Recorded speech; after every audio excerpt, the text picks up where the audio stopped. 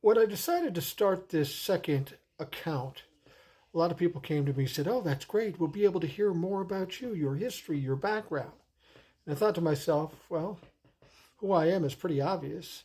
A nondescript old white guy that's a little grumpy and talks shit about politics. I mean, what more do you need to know? I mean, who the fuck cares? But apparently there are some people that care, so to appease them, I'm going to do this one time, give you a rough history of my background so you know kind of where I'm coming from.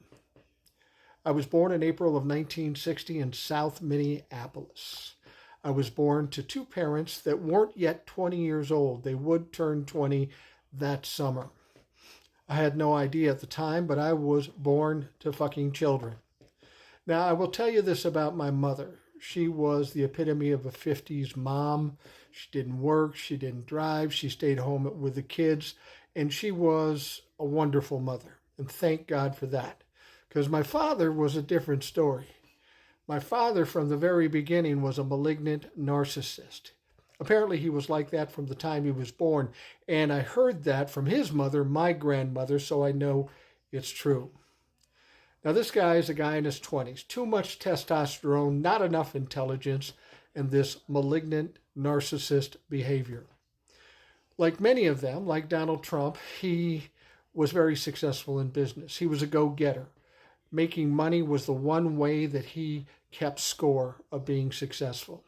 And frankly, for my neighborhood, he made a lot of money by comparison to other fathers. And that was a big deal to him. Didn't give a shit about his family, but he sure cared about how successful he was. And he is one of the reasons why I caught on to Donald Trump so quickly. It's because I spent 23 years living with my father, learning what I've learned about these horrible people. And then I saw those traits in Donald Trump and I go, oh, fuck, here we go. I know exactly how this is going to go, but more importantly, I know how it's going to end.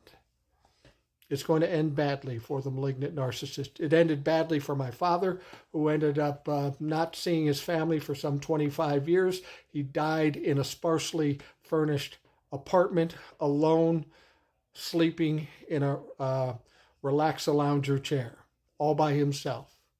Family didn't know. I got a call a few days later. This is how it's going to end for Donald Trump, too. I know it is because it always ends this way for malignant narcissists.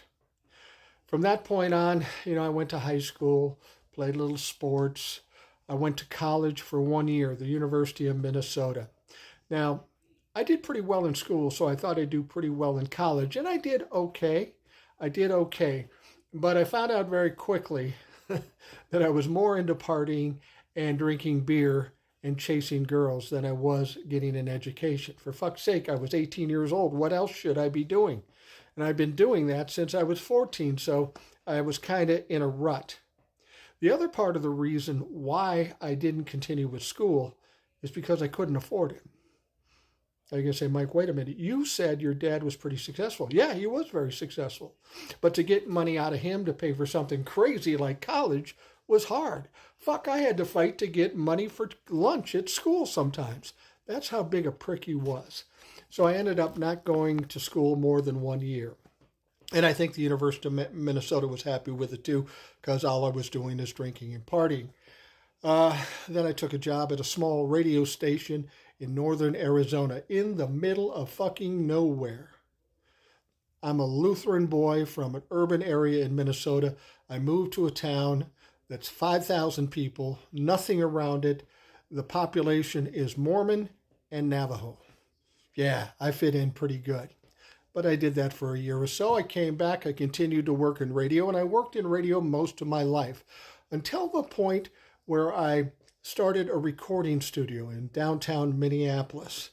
It was a very opportune situation. Now, when I opened this recording studio, it was strictly to produce commercials, radio and TV commercials. I didn't know anything about music at the time.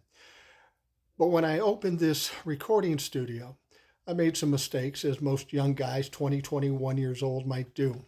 The one good thing I did is it happened to be in a building called the First Bank Produce Building, kitty corner from First Avenue in the early 80s.